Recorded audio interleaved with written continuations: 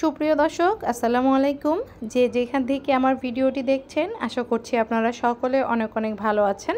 আজকের পর্বে তৈরি করে দেখাবো সুজি আর ডিম দিয়ে সুজির রসভরি পিঠার রেসিপি। আশা করছি আজকের রেসিপিটি আপনাদের কাছে অনেক ভালো লাগবে। রেসিপিটি ভালো লাগলে শুরুতে একটি লাইক দিয়ে পুরো ভিডিওটি দেখার চেষ্টা করবেন এবং ভিডিওটি ভালো লাগলে সুন্দর একটি কমেন্ট করে চ্যানেলটিকে সাবস্ক্রাইব করে যাবেন। সুজির রসভরি পিঠা তৈরি করার জন্য লাগবে দুধ। এজন্য প্রথমে একটা হাঁড়িতে আমি 3 কাপ পরিমাণে দুধ নিয়ে নিচ্ছি।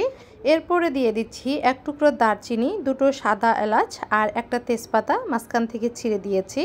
এরপরে দিয়ে দিচ্ছি 1 চিমটি পরিমাণে লবণ, সাথে দিয়ে দিচ্ছি 1/2 কাপ পরিমাণে চিনি।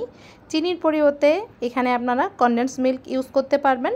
আমার হাতের কাছে কনডেন্স মিল্ক ছিল না, যার কারণে এখানে আমি চিনিটা দিয়েছি। এখন চুলাটাকে জ্বালিয়ে দুধটাকে অনবরত নেড়েচেড়ে দুধের মধ্যে 1-2 বার বলক নিয়ে আসবো। এই দুধটা জাল করে বেশি ঘন করার প্রয়োজন নেই, মোটামুটি 1-2 বার বলক চলে আসলেই কিন্তু হয়ে যাবে। তো আমার দুধের মধ্যে বলক চলে এসেছে দেখতে পাচ্ছেন।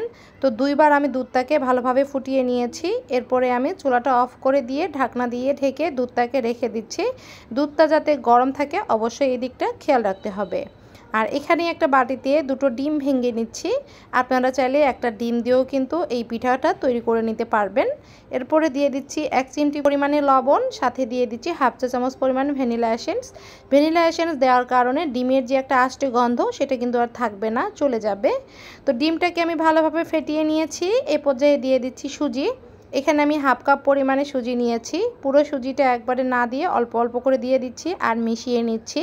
তো 2টো ডিমের জন্য কিন্তু 1/2 কাপ পরিমাণে সুজি লাগবে। আর একটা ডিম দিয়ে যদি তৈরি করতে চান সেক্ষেত্রে কিন্তু সুজির পরিমাণটা আরও হাফ করে নিতে হবে, অর্থাৎ 1/4 কাপ পরিমাণ নিলেই হয়ে যাবে। তো ডিম আর সুজি একসাথে ভালোভাবে মিশিয়ে নিয়েছি, পুরো সুজিটাই আমি দিয়ে দিয়েছি। এই অবস্থায় কিন্তু ব্যাটারটা অনেকটা পাতলা মনে হচ্ছে। এখন এটাকে আমি ঢাকনা দিয়ে ঢেকে মোটামুটি 10-15 মিনিট রেস্টে রেখে দিচ্ছি। 10-15 মিনিট পরে এটা কিন্তু আগের থেকে অনেকটা ঘন হয়ে যাবে, কারণ সুজিটা কিন্তু ফুলের ডাবল হয়ে যাবে। তো দেখতে পাচ্ছেন ব্যাটারটা কিন্তু আমার এখন পুরোপুরি রেডি হয়ে গেছে। এখন আমি চলে যাচ্ছি চুলায় এই সুজির পিঠাগুলো ভেজে নেওয়ার জন্য। তো পিঠাগুলো ভাজার জন্য কড়াইয়ে পরিমাণ মতো তেল দিয়ে দিয়েছি আর চুলাটাকে জ্বালিয়ে একেবারে লো করে রেখেছি। এ পর্যায়ে আমি চামচে করে কিন্তু পিঠাগুলো দিয়ে দিচ্ছি। দেখতে পাচ্ছেন আমার তেলটা কিন্তু ভালোভাবে গরম হয়নি। অবশ্যই সুজির পিঠা ভাজার ক্ষেত্রে এই দিকটা খেয়াল রাখতে হবে, তেল ভালো মতো গরম করা যাবে না। তেল ভালো মতো গরম করার পর এই ব্যাটারটা দিলে কিন্তু সাথে সাথেই পুড়ে যায় এবং খুব দ্রুত কালার চলে আসে এবং ভিতরটা কিন্তু কাঁচাই থাকে।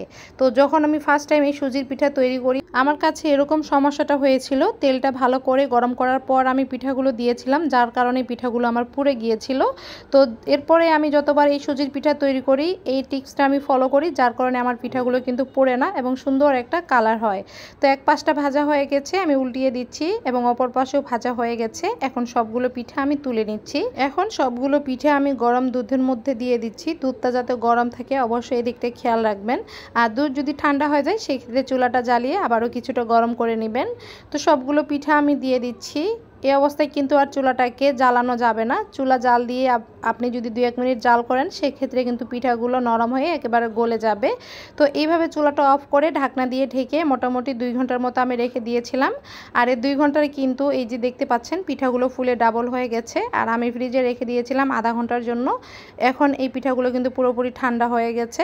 আমি আপনাদের পরিবেশন করে দেখিয়ে দিচ্ছি। দেখুন পিঠাগুলো কিন্তু একেবারে ভিতর পর্যন্ত রস ঢুকে গিয়েছে আর পিঠাগুলো ফুলে কিন্তু ডাবল হয়ে গেছে।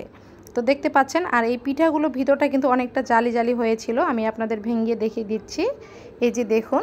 তো এই ছিল আজকের রেসিপি। আশা করছি আজকের রেসিপিটি আপনাদের কাছে অনেক ভালো লেগেছে। যারা এতক্ষণ সাথে ছিলেন সবাইকে ধন্যবাদ। আল্লাহ হাফেজ।